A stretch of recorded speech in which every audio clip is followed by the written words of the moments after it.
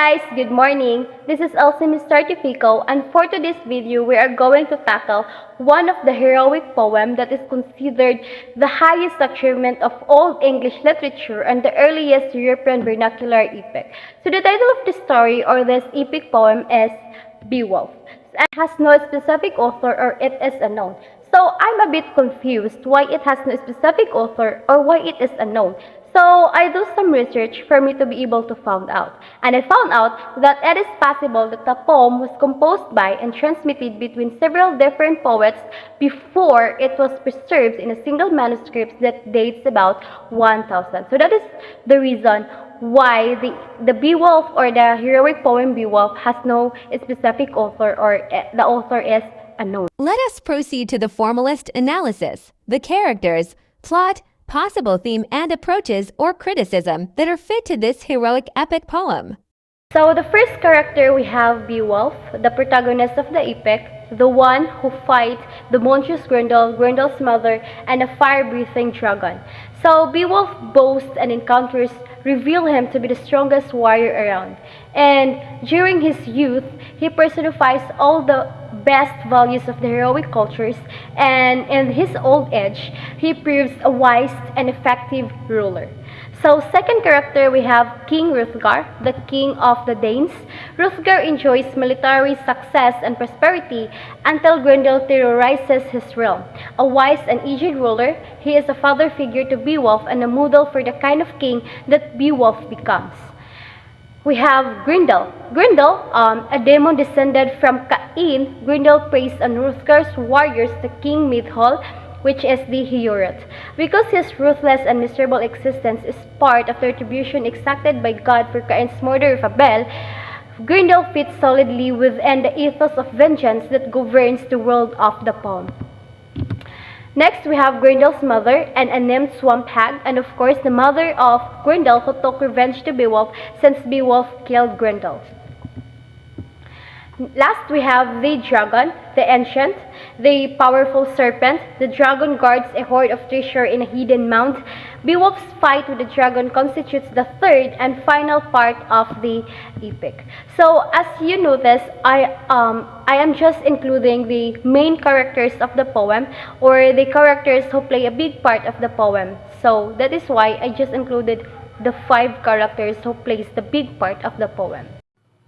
Beowulf is divided into 2 sections. The story begins in Denmark, where King Hrothgar possesses a magnificent mead hall called Heorot, which is a hub of festivities and happiness. Nevertheless, the loud festivities enraged Grendel, a malevolent monster residing in a nearby swamp, over a span of 12 years. Grendel blames Heorot for frequently attacking the warriors of Hrothgar and consuming them. Upon hearing about the Danes' plight, young Beowulf, a prince from the gates in what is now southern Sweden, arrives at Heorot with a small group of followers and offers tormenting the whole. Hrothgar is amazed by the bravery of this unknown hero and welcomes him.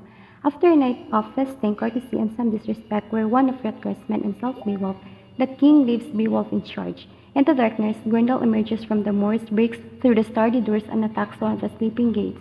Beowulf confronts Grendel, gripping the monster's hands so tightly that Grendel tears himself free, leaving his arm behind. Mortally wounded, Grendel retreats to his swamp and dies. Beowulf then exhibits the monster's arm in Heorot for all to witness. The following year, Heorot is filled with celebration and a feast is held in honor of Beowulf.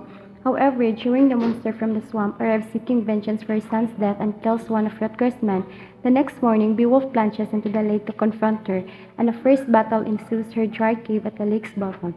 Beowulf eventually defeats her with a sword. Within the cave, Beowulf discovers Grendel's lifeless body, decapitates him, and brings the monster's head back to the Heorot. The Danes celebrate once again. Hrothgar delivers a farewell speech praising the qualities of a true hero, and Beowulf, adorned with honors and princely gifts, returns to King Hygelac of the Gates. The second part passes rapidly over Hygelac's subsequent death in a battle, the death of his son, and Beowulf's succession to the kingship and his peaceful rule of 50 years.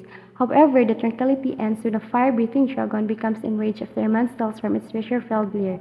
The creature begins ravaging Gateland, and the brave but aging Beowulf decides to engage it despite knowing that he will likely die. The fight is long and terrible, a painful contrast to the battles of his youth. Painful too is the desertion of all his retainers except for his young kinsman Wiglaf, who comes to his aid. They ultimately kill the venomous dragon, but Beowulf is mortally wounded from a bite in the neck. Before he dies, he names Wiglaf his successor. Beowulf is cremated on a funeral pyre, and his remains are buried in a burial belt by the sea, and his people mourn his death. They also express the fear that without Beowulf, Geatland will be invaded by nearby tribes. Themes of Beowulf. The unconditional love of a mother. So, in the epic poem Beowulf, the theme of a mother's love and sacrifice is subtly portrayed through the character of Grendel's mother.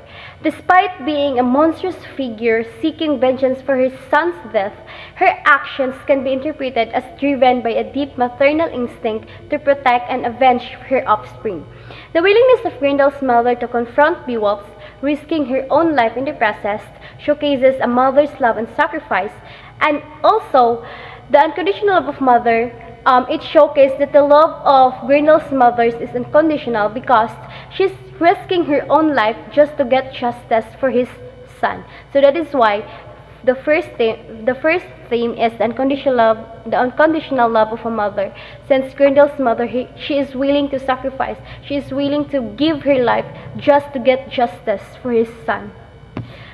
So next we have a genuine hero is willing to push himself to the limits and face the most daunting challenges to safeguard others, even if it means putting his own life at rest. So, Beowulf's courageous actions, such as facing the monstrous Grendels and his vengeful mothers, demonstrate his unwavering commitment to defending the Danes and upholding the values of honor and loyalty. And despite the dangers he faces and the personal risk involved, Beowulf selflessly puts himself in harm's way to ensure the safety and well-being of others, embodying the essence of a hero who is willing to sacrifice everything for the greater good. So Beowulf, one of the characteristics of Beowulf that we can see that he is a genuine hero, it is because he is willing to sacrifice. He is willing to risk to risk his lives just to protect others, just to protect the kingdom, just to protect his loved ones. So that is why that is one of the characters that a genuine hero should have, just like the qualities of Beowulf. Approaches literary criticism. So psychoanalytic criticism can explore the complex psychological dynamics at play within these characters. For example, Beowulf's heroic deeds and relentless pursuit of glory may be analyzed in terms of underlying desires for recognition, power, or validation. Grendel's monstrous nature and violent behavior could be interpreted through the lens of represented emotions, trauma, or unresolved psychological issues. Similarly, Grendel's mother's vengeful actions may be seen as manifestation of maternal instincts, protective impulses, or unresolved grief. By applying psychoanalytic criticism to Beowulf, we can uncover the unconscious drives and emotions that shape the character's behaviors and decisions, shedding light on the deeper layers of their personalities and motivations. This approach offers a nuanced understanding of the psychological complexities within the narrative, enriching interpretations of the characters and the themes in the epic poem. We can also use gender studies criticism, which it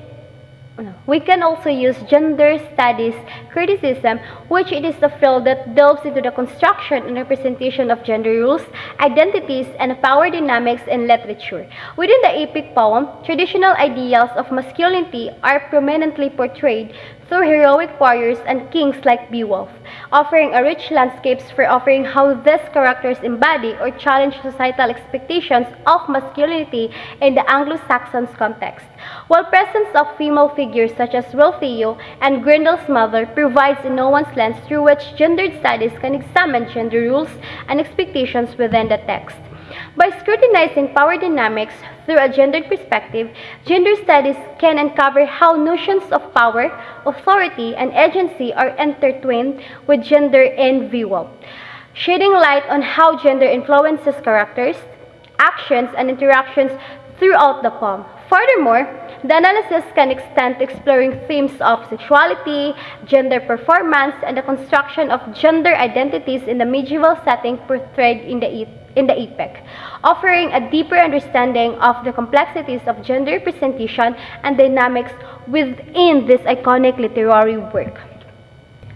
So we can also use eco-criticism. So Beowulf, despite being an epic poem focused on heroism and battles, can be examined through the lens of eco-criticism, a literary theory that explores the relationship between literature and the environment.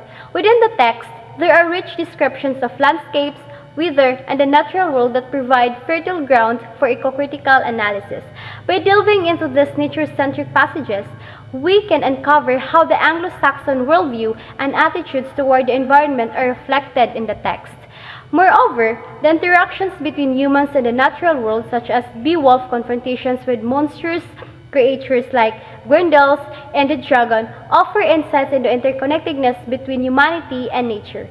Eco-criticism allows for an exploration for the ethical considerations surrounding nature and the environment within Beowulf, including themes of stewardship, exploitation, and the consequences of human actions on the natural world. And additionally, through an eco-critical lens, the symbolism of nature elements in the poem, such as the sea, forest, and the wilderness, can be interpreted to reveal deeper meanings and thematic significance related to nature, the environment, and human interactions with the natural world. By applying eco-criticism to Beowulf, readers can gain a deeper understanding of the ecological dimensions of the text, uncover the cultural attitudes towards the environment in the medieval period, and appreciate the integrate interplay between humans and the natural world as depicted in this timeless literary work.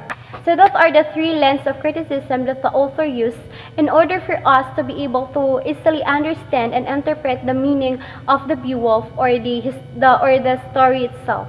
So again, this is Elsie Certifico. I hope you learned something today, and thank you for watching. God bless. Bye!